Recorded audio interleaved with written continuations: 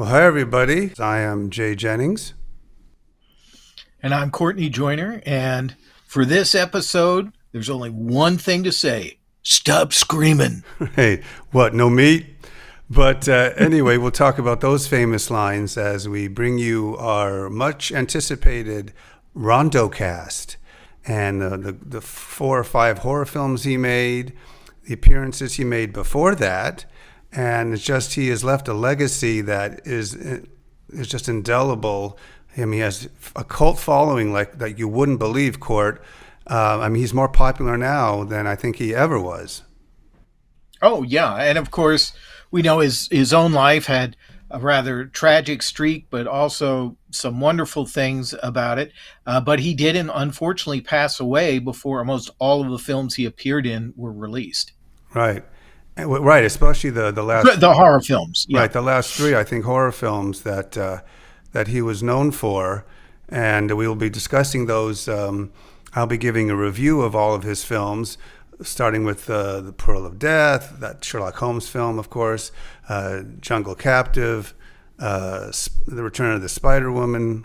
It's not Return of the Spider Woman. It's The Spider Woman Strikes Back. Thank you, Court. And House of Horrors, which is a personal favorite, and The Brute Man, which is almost, I don't think there's a better B double feature than House of Horrors and The Brute Man. I mean, if you're feeling down and out, grab some popcorn and put those two on, and you'll have a good time. But it did start at a certain place. He always Rondo didn't always look like that.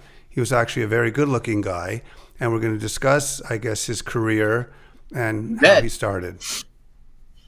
And he Yes, was Court. well. The thing with Rondo Hatton, of course, there's always been, unfortunately, tremendous speculation about how he developed acromegaly. And he was originally from Maryland, and his family relocated to Florida. And the thing was, he was a very handsome young man. He was an incredibly solid athlete in high school and in college. And of course, this led to his interest in athletics, led directly to his becoming a very prominent sports writer in Florida and working for multiple newspapers. And he married a young lady, and so life was good. And then he joined the army and was sent off to France, and that's where he was the subject of a mustard gas attack that hospitalized him. Of course, that stuff was just absolutely horrifying, what it would do to the human body. And it was shortly after that he developed all the symptoms of acromegaly, which is the terrible disease which affects the pituitary gland. And doctors and everyone just they could not find any genetic links or any other reason that he was afflicted in this way. And especially later in his life, he was very often, this when this occurs, there's hints of it during childhood and things like that, but this just suddenly sprang on him. And the only trigger that anyone's ever been able to point to is the terrible experience he had in World War One, suffering through that gas attack. Right, and I'm going to show a photo. He actually was voted best-looking boy. Was it in He high sure school or was. college? I think I was in high school. Okay, let's take a look at that. This is amazing. There's Rondo Hatton when he Here he was a is. young man. He looked distinguished. There are no forms of any bone disease or anything, and it's amazing. I wonder if he wouldn't have had that suffered from that mustard gas, if he would have continued to look like this and live a little longer, Court. He may have. I certainly the life expectancy, I'm sure, was damaged not just by the horrible disease and all the terrible things that went with his illness, but I'm sure also that the gas attack itself would have impacted on his life expectancy. And but of course, he had all these combination of illnesses and horrible afflictions kind of happening at once. And so, his life was kind of turned upside down very quickly. He went back to writing sports columns and was very successful and got very well known in Florida for his reporting. But his appearance definitely had started to change, and his wife number one, left him, and so he was there with this disfigurement kind of continuing for him. And then, as a reporter, as we know, he was sent on an assignment, and this would completely change his life when he was Right. told to go and cover the making of Hell Harbor. Right. Well, he was working for the Tampa Tribune, if I'm not mistaken, Court. That's right. Right. He was, and he had a slew of non-credited roles in a variety of films. I guess beginning with Uncle Tom's Cabin. It was his film debut. He played a slave, and then his very next film, we have a picture, is Hell Harbor. Now, how did he land that role, Court? Well, Hell Harbor happened because he was the reporter on set, and Henry King, the director, who was getting to be a pretty big guy, and he became a very prominent director at 20th Century Fox with 12 O'Clock High and Jesse James with Tyrone Power and all these wonderful movies. But he saw Rondo Hatton and said, well, look, you're going to be here anyway covering what we're doing. You should be the bartender. And so he put him in front of the camera.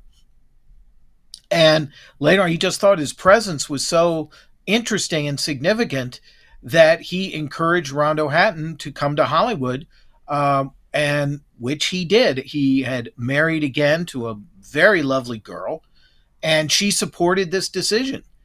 And of course, he could have stayed as a reporter. The newspaper was extremely happy with his work, and they all liked him very much. But he decided to give Hollywood a crack because Henry King said, "Come on out here, kid. You know, with your mug, you'll make a fortune," or whatever it is he told him.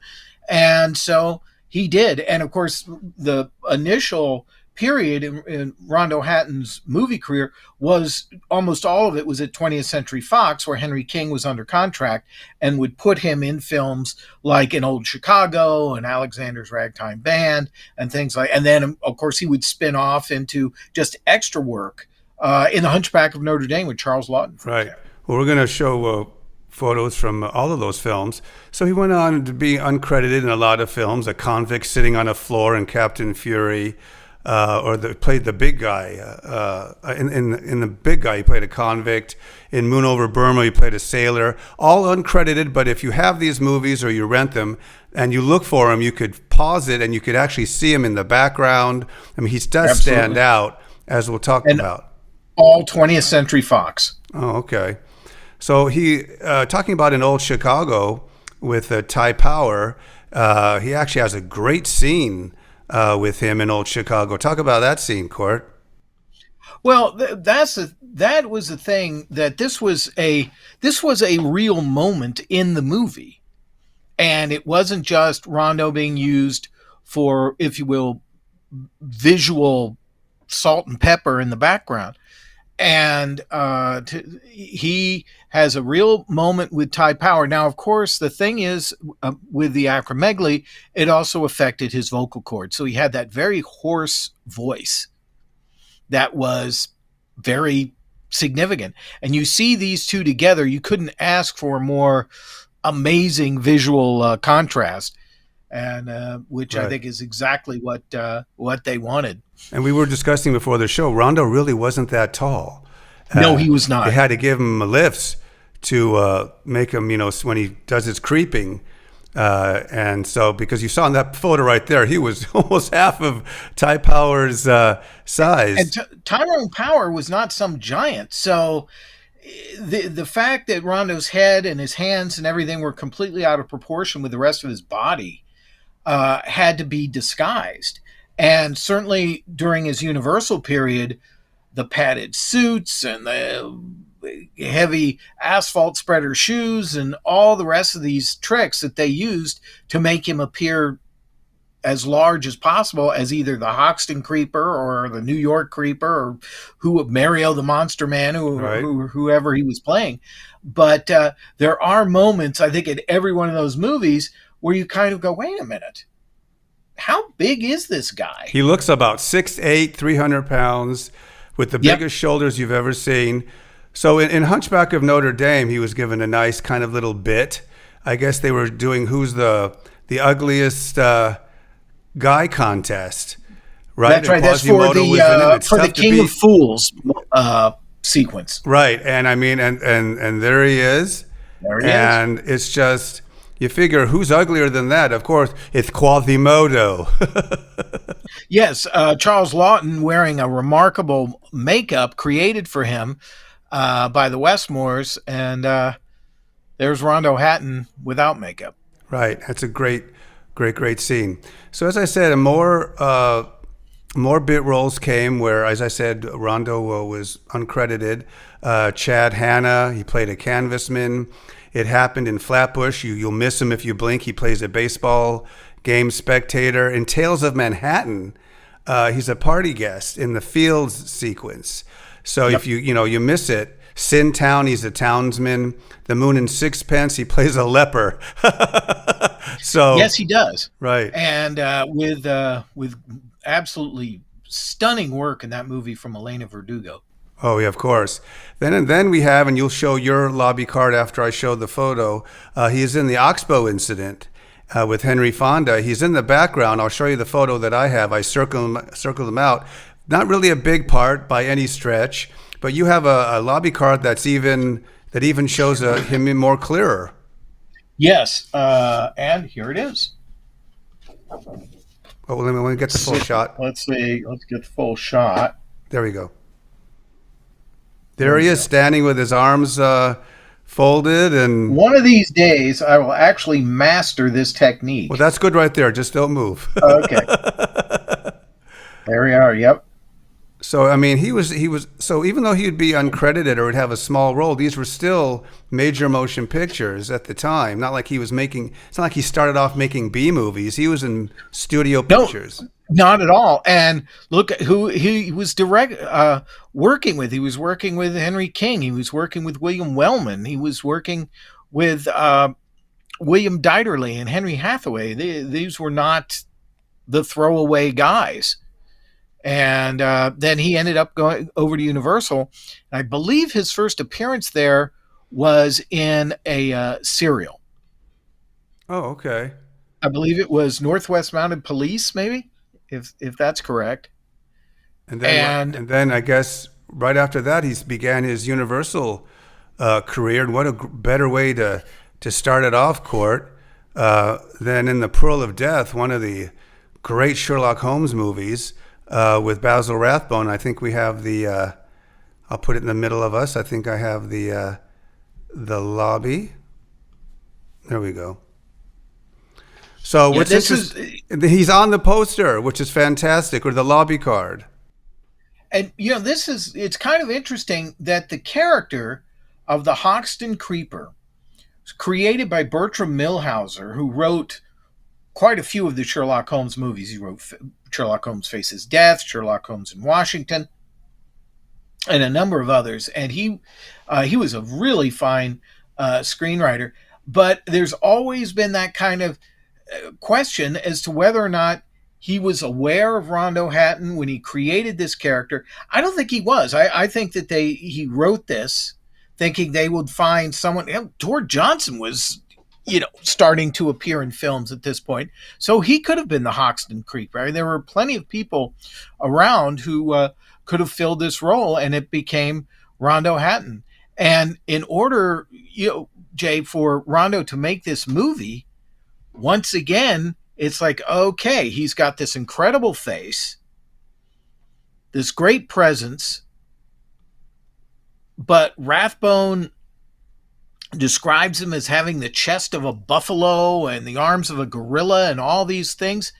No, absolutely not. So all that we're seeing here in that great image is padding. Right. And he was wearing elevator shoes and all this stuff. And in fact, as we know, Basil Rathbone was taller than he was. Right, like a football player. Anyway, also let's not mention the beautiful one of the early queens of horror. Evelyn Ankers is in this film. Oh, what's her great line? Go on, you old bag of grease. Wash your own dishes. She smashes the plate. Yep. Right. And She's great in this movie because they give her all these different things to do because she's trying to find where the pearl has been hidden in the bust of Napoleon. And so she's the girl with a poor eyesight working for Ian Wolfe in the antique store. And she's the brassy dishwasher and all kinds of things. And of course, Yeah. Rondo Hatton is in love with her. They try to ugly her up, which is a tough thing to do. They give her Oh, glasses. no, she just looks spectacular. Right, and I think they try to blot out one of her teeth. You're right. Ian Wolfe is also in this film as well. And Miles Mander Right, as Charles Francis. just that sleazy, horrible crime boss. And I think that was also Bertram Milhauser. Of course, they were working from the Conan Doyle story, The Six Napoleons. But I think that Universal also wanted to kind of introduce, this one did not have anything to do with Nazis, which many of the World War II ones did, of course. But I think they wanted to introduce alternate villains to Professor Moriarty.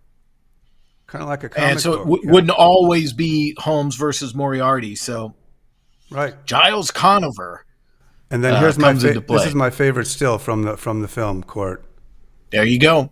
Love that.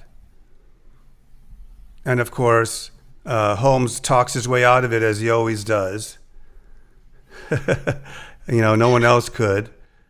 The idea of Rondo Hatton performing murders for somebody else, and then a potential victim saying, "Don't you know you're being made a fool of? Don't you know that you're the one who's going to hang?" and all this type of stuff always gets him. He always turns on his master every single time, whenever you use that strategy. Right. So I always kept that in mind in case I ran into him. Well, that's the strategy Holmes uses at the end of a lot of movies. Yes. Where he tells, when he faces death, he goes, "Oh, you killers are all egomaniacs. You get them start talking, they'll blather everything." Which was written by Bertram Milhauser. Oh, okay. That makes sense. And one of the things that's a little unusual about Pearl of Death, other than just that it's one of the best Sherlock Holmes movies, is Rathbone describes the death of Dr. Watson. And it's really horrific that Evelyn Ankers picks up a pair of shears and stabs him in the throat. And he bleeds to death and all of this stuff. I mean, of course, they would never show something like that, but Rathbone describes it pretty literally. And you're like, wow, wait, that's pretty rough stuff. I wonder if they shot that and it ended up on the cutting room floor. Holmes, I'm bleeding to death like a dirty pig. But anyway, so let's move on to the next film that Rondo appeared in. He's basically, in a lot of these films, he's always either, as you said, he's working for somebody, taking orders from somebody. And here it's from Otto Kruger, correct, Court? Yep, Jungle Captive. Right. And what do you wanted to show something real quick, or what do you got? Sure. Hold on. There we go. There we go. And what's funny is that's the same photo of Rondo from Pearl of Death. Yes. And there we go. Cool. Moloch the Brute. The female lead of this, Emma Leda Ward, was she was married to Bernard Gorsey, or excuse me, was her father-in-law. She was married to Leo Gorsey of the Bowery Boys, and her romantic interest in this, Phil Brown, of course, was Luke Skywalker's uncle in Star Wars. Uncle Luke. Aunt Yep. Varun. Yep. Wow. And now that is Vicky Lane, who was the very beautiful model. In fact, she was married to Tom Neal, who co-starred with Rondo in The Brute Man. And she took the place of Aquanetta, who had been playing Paula the Ape Woman up until this movie, which was the third sequel, and directed by Harold Young, who directed The Mummy's Tomb. Right. And it's funny, he's wearing a suit, he's dignified. He's not always this caveman-like type of killer. In some of these films, he's very smart, as he is in the Spider Woman's Revenge. Strikes Back, yeah. Strikes Back. I'm going to get that right one of these days. Well, and also I think the thing in Jungle Captive, he has a lot of screen time, Yeah, he does. and which and he has a great deal to do. And when we talk about Rondo Hatton's physicality, and of course your eye goes immediately to him in any shot that he's in, but he and Otto Kruger are like the same height. Well, look at this. Look at this shot here. Yeah, with Otto Kruger actually standing on the steps above him. So they were always, I think, that struggle because they wanted him to be as physically menacing as possible. Right. And Even during the surgery scene or the transfusion scene. yep, and of course, our favorite actor who's the guard in the House of Frankenstein, Yep. uh, Charles Wagenheim. Charles Wagenheim, was very frequently the victim of Rondo Hatton because he was shorter than he was. So they would cast him. He is in this movie as the coroner who gets killed. He so this was something they always had to kind of compensate for. They were always thinking about is let's find somebody smaller than Rondo, because look here, Phil Brown looks like he's taller than Rondo is. Right. Look, he can barely get his arms around. See, without the Yep. big padding and kind of like the football shoulders, he's just a regular guy, and Absolutely. his face doesn't look that bad. Maybe it just got worse in the next couple years as the films, it helped him And look of more course, sinister.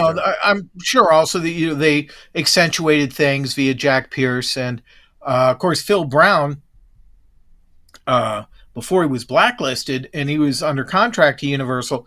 He is the young student that Lon Chaney accidentally shoots in Weird Woman, Oh yeah. and then later on in some great movies when he went to Europe, like Valdez is Coming with Burt Lancaster.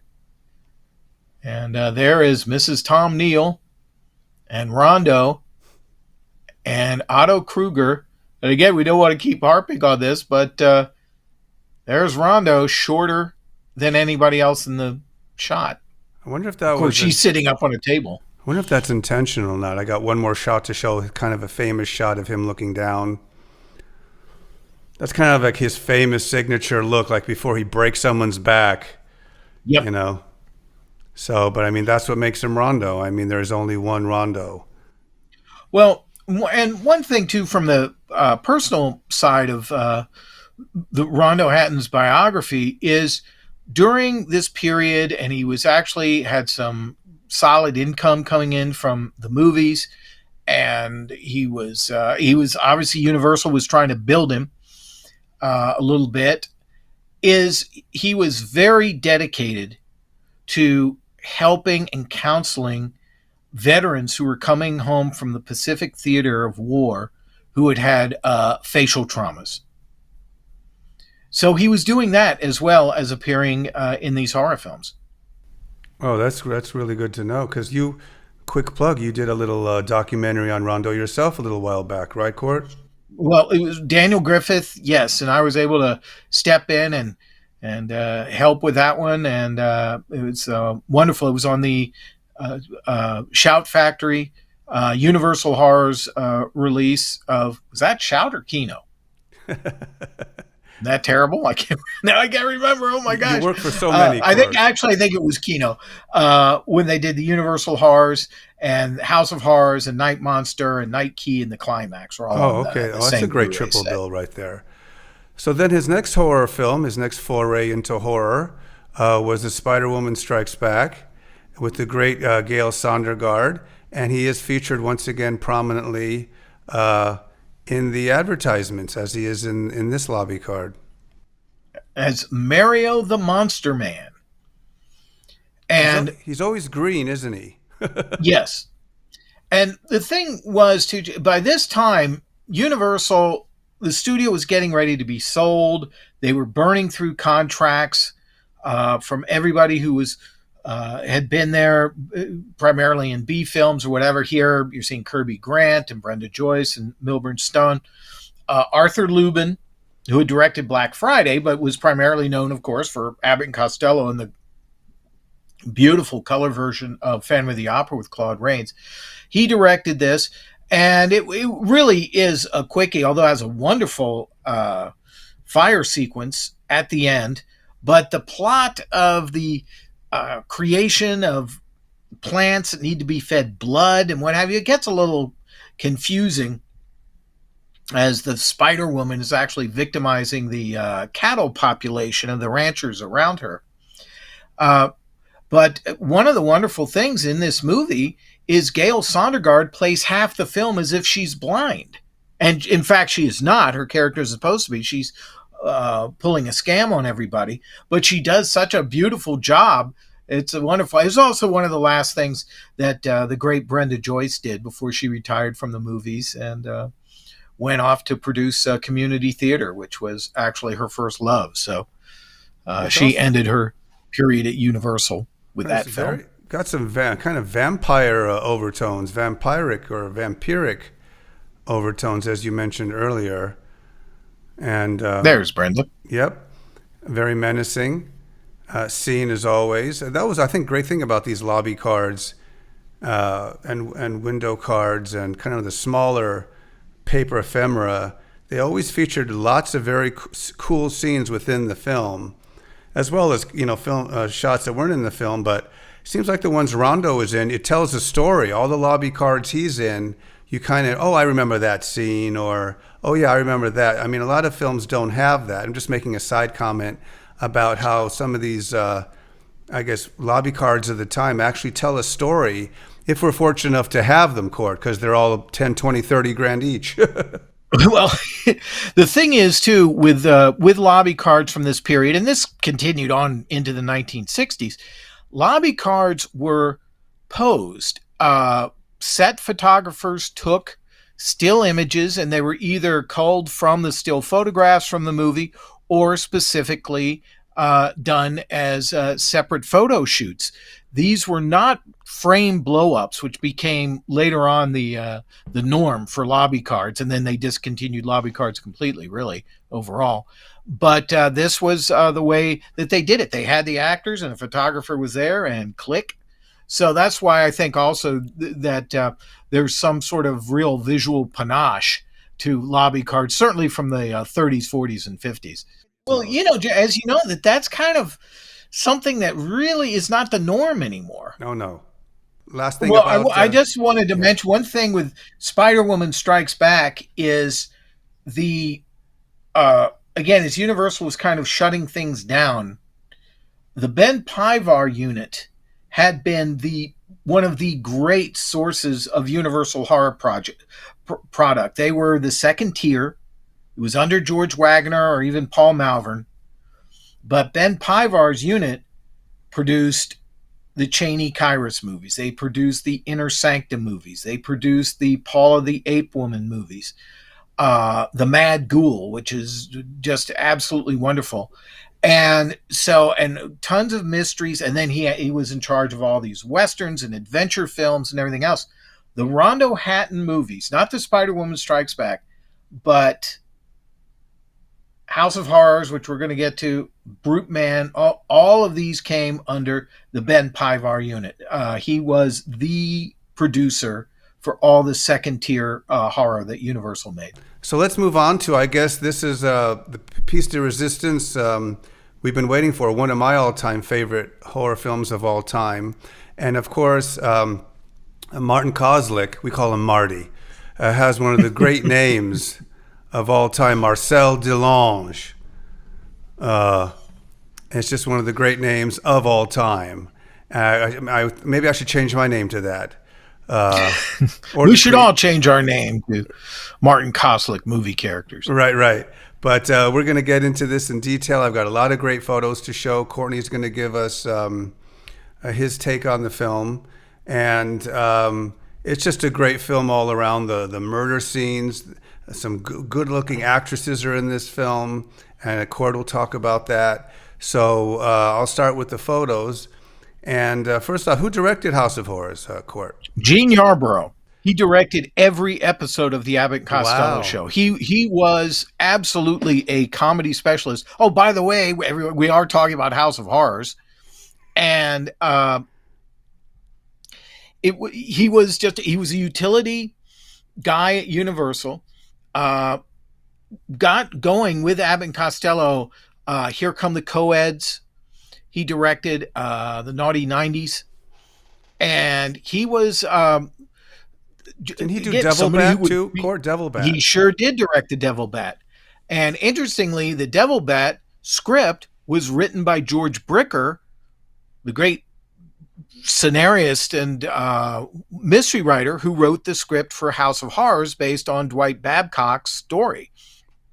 Wow. So there was all kind of, again, all this how could you say, interconnections from Poverty Row over to Universal and maybe beyond it. But Gene Yarbrough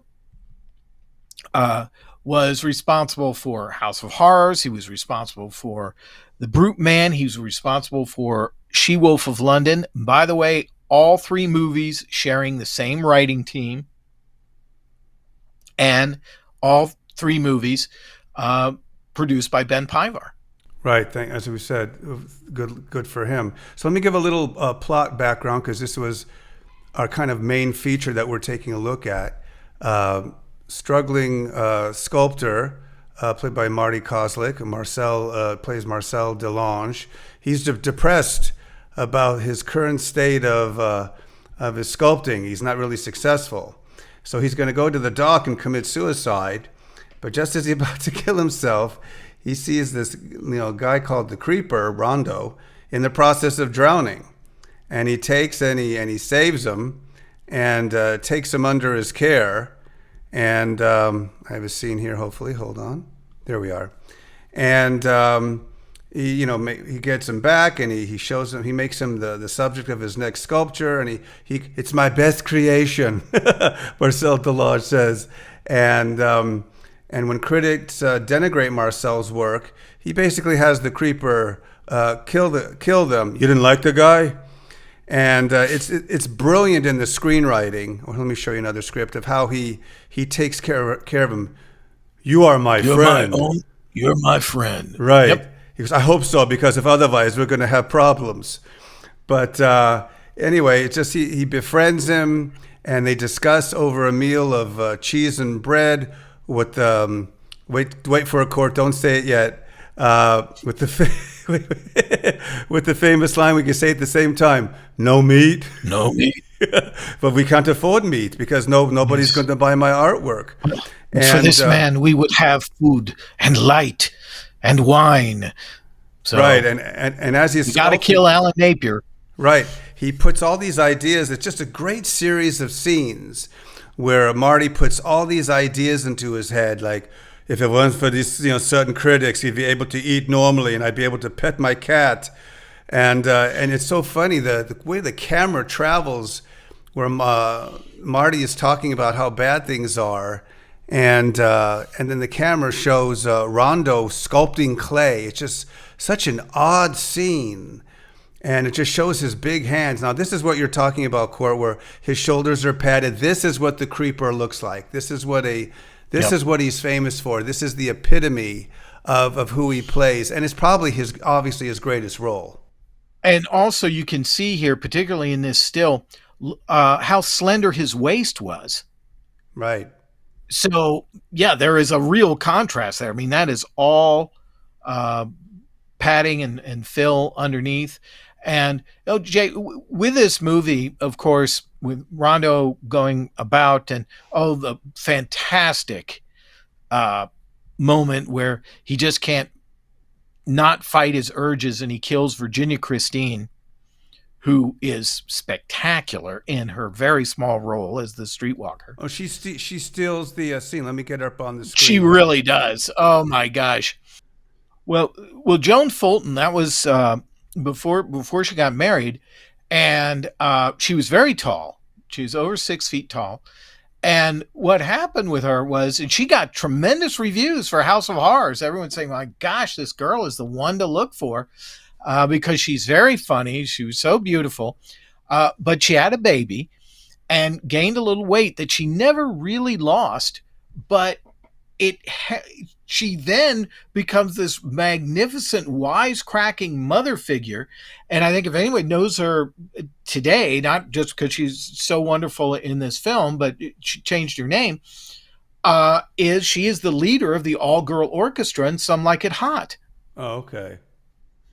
And then later on, of course, was Maury Amsterdam's wife Pickles on the Dick Van Dyke Show. Virginia Christine with her cigarette. And it just drops out of, get away from me.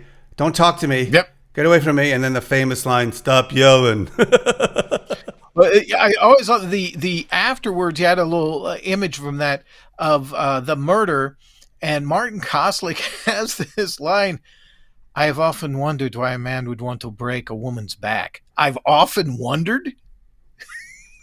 Where does that come from? I don't know if he ad-libbed that, but that's a great line. Yeah, she screamed. So, yeah, okay. Yes, an annoying habit on the part of women. It's like, I don't think guess that these kind of guys screenwriting, really are right, friends. Yes, would get along and, in this.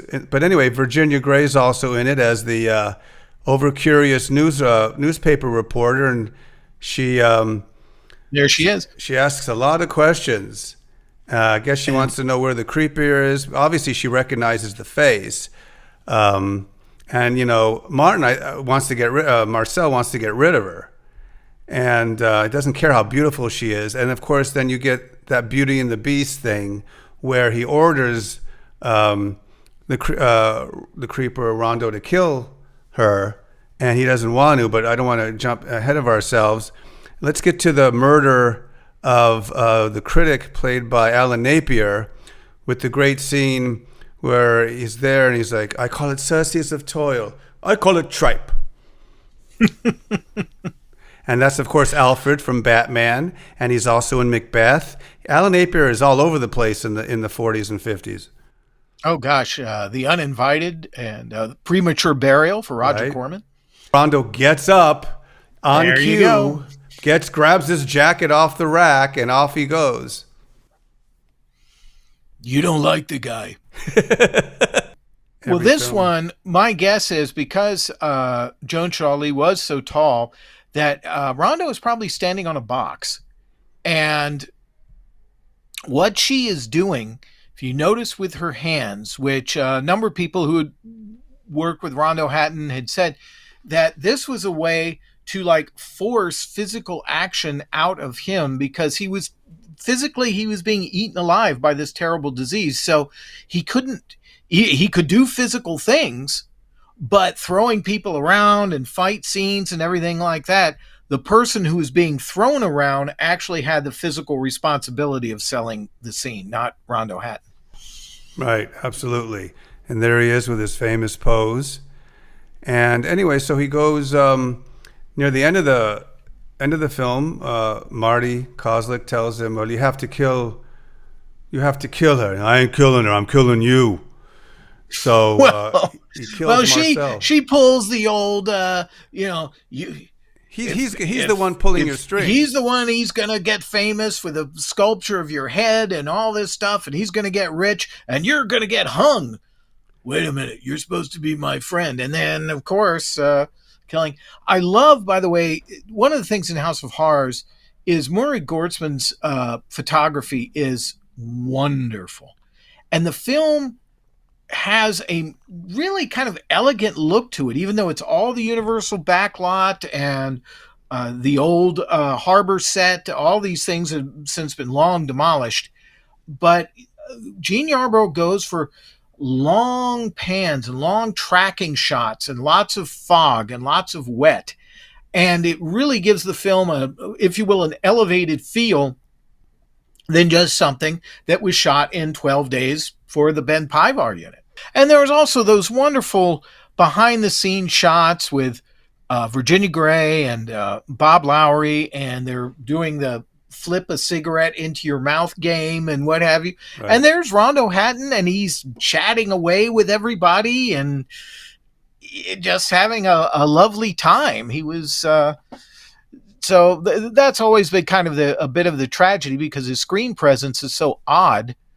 But here he was, just a very nice guy, and he was doing this work and to make money, and that was it. And he had a good relationship with all the people that he worked with. Here was probably Martin Koslick's ultimate star turn, certainly at Universal, long before the Flesh Eaters and those things in the 1960s.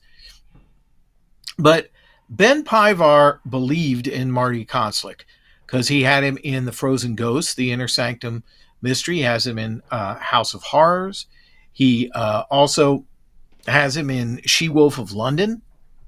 So Koslick was being used over and over and over again by this one producer. Said, no, this guy could, I guess, actually be another horror name, because they were trying to figure out at Universal at this time, what do we do to replace the Frankenstein monster and the Wolfman and these other things? The contracts were ending. Lon Chaney was leaving the studio. Boris Karloff was only there under a special contract. He was long gone. So there's all kinds of, if you will, turmoil that was going on in the front office while these movies were being made.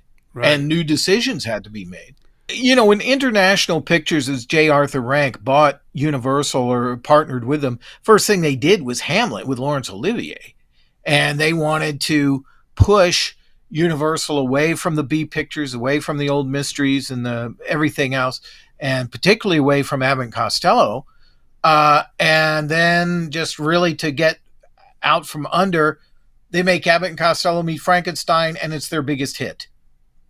So Universal, kind of International, now slides on back, and Francis the Talking Mule and Mom Pa Kettle, and then the William Allen science fiction movies. But at the same time, they were doing the big Douglas Sirk melodramas, and Jeff Chandler and Rock Hudson and Tony Curtis and all this stuff, all simultaneously. Right. And very much, again, trying to elevate themselves beyond where they were in the 1940s. So let's talk about Rondo's last film, The Brute Man, and it's got an interesting backstory. I'm going to show some photos. There we go. And is this Jane? That's Adams, Jane Addams, yeah. Right, blind Jane Addams playing her piano. Absolutely. Right.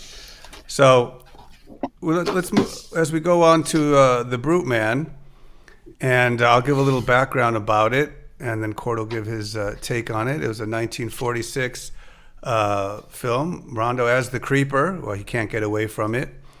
And he seeks revenge against the people he holds responsible for his disfigurement. Directed once again by the great Gene Yarborough and Tom Neal from Detour. Jan Wiley. They're a married couple, and the pair of friends of the Creeper blames for his deformities. That's kind of a weird thing. Yeah, you're the reason why. And then, of course, Jane Addams plays the blind pianist whom the Creeper tries to help raise money so she could restore her vision. What makes this interesting is I start showing some photos from this and some lobby cards. Here's the first one. This was, as we talked, Universal Pictures was near the end of their horror film period, and the result of its pending merger with International Pictures, Universal basically adopted a policy against releasing any more B movies, as we discussed. So what's interesting is they sold the Creeper or the Brute Man for $125,000 to Poverty Row, to PRC, which then distributed the film without any mention of Universal's involvement. This is a very famous story that it's already made. It's full of lore, and it's epic for a lot of researchers and historians. And no mention of in the publicity or the credits that this was ever a Universal film. And it had various titles over the years, and while it was being circulated at the time of the merger. And I guess most people think, Court, that Universal simply found the exploitative nature since Rondo had died and his deformity. I mean, this was the third film, that they made. You can see his demise was being foreshadowed in his acting, of course. And the story was kind of poorly developed, and it might be detrimental to its corporate image. What do you remember reading about that? Well, here's the deal with all of this. So Um, the reality was that William Getz and all those guys sat down and they looked at the completed movies. They were getting ready to pink slip everybody from the Ben Pivar unit anyway.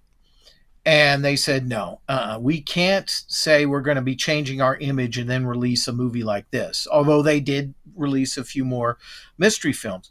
So Hatton was dead. They thought the movie was in very bad taste to exploit that. So they sold it to PRC, as you said.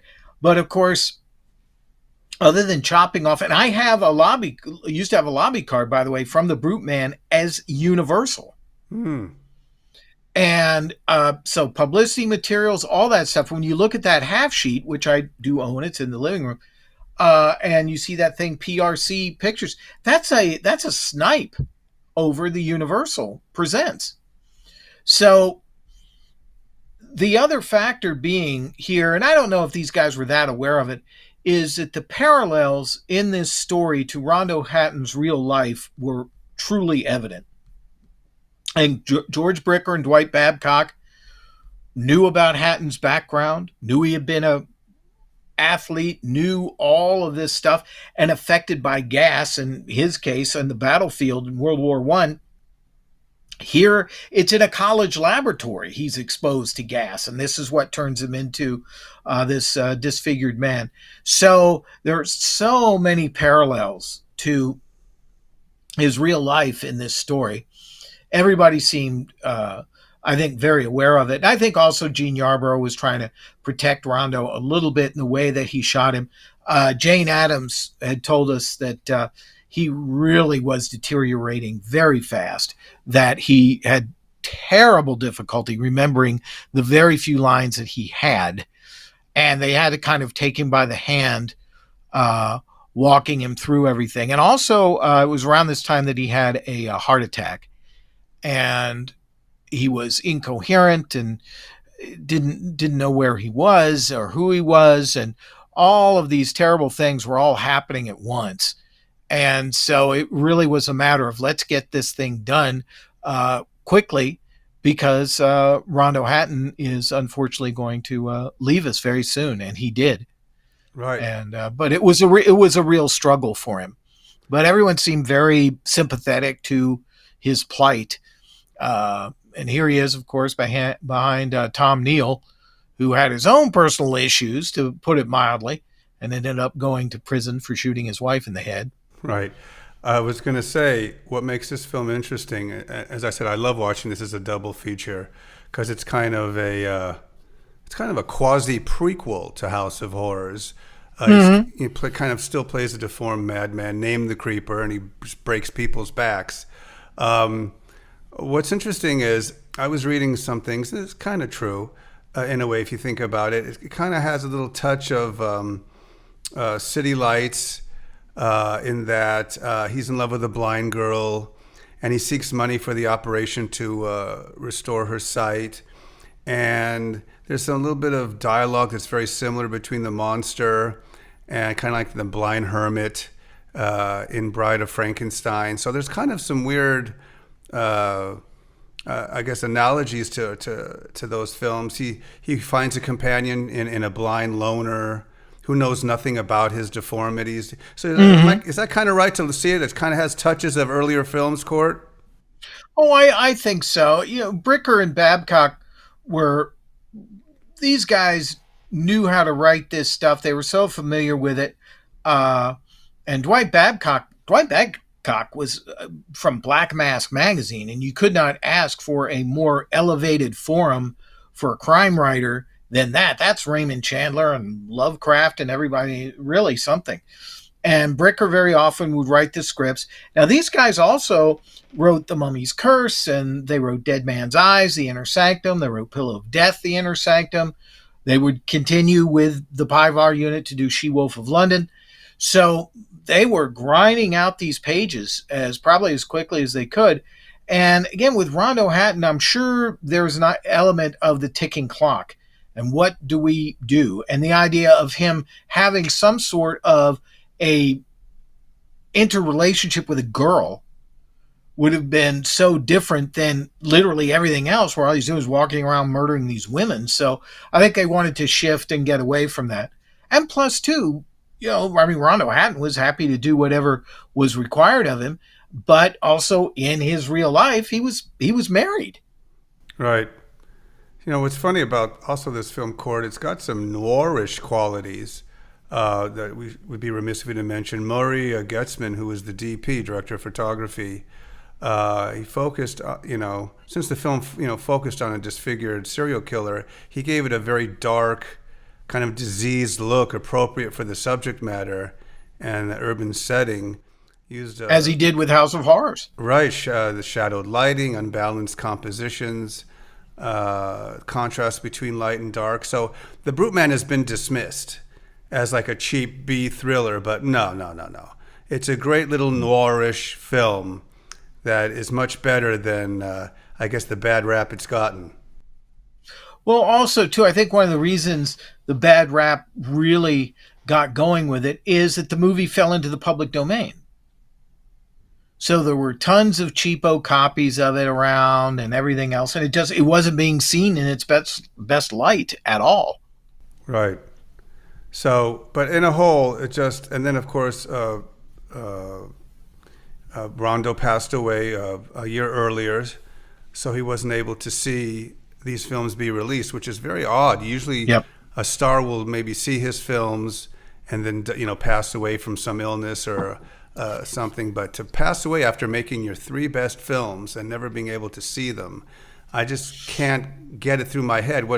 It's just so weird. It's shocking. No, it is terrible and was really just another unfortunately tragic element to his life story. But also, too, you've got to remember, Universal didn't consider Rondo Hatton a star. They weren't going to make any special accommodations for him at all. We paid you. Go see the movie when it opens at your local Bijou. That was all they cared about. Right. And so the fact that he didn't have a chance to see any, I think he may have seen Pearl of Death. I certainly hope so. Yeah. But no, everything else, he didn't live long enough. And that in our little documentary, Ted Newsom brings up a very solid point, is that Universal really put this guy to work. These Spider-Woman Strikes Back, House of Horrors, The Brute Man, Pearl of Death. I mean, just one right after the other. Boom, boom, boom, boom, boom, boom, boom. Possibly contributed to his early death, maybe, all that overwork. It may very well have, yeah. And but unfortunately he definitely was deteriorating. And but it was also very nice when speaking to Jane Addams, or that everybody was very cognizant and sympathetic to that. Although she, working with him was a trial, because he just couldn't get the lines and he would get confused and what have you, because sadly his illness was progressing to that point where it was really affecting him. Court and I look forward to seeing you next time. And until then, I always say stay scared. So long. So long.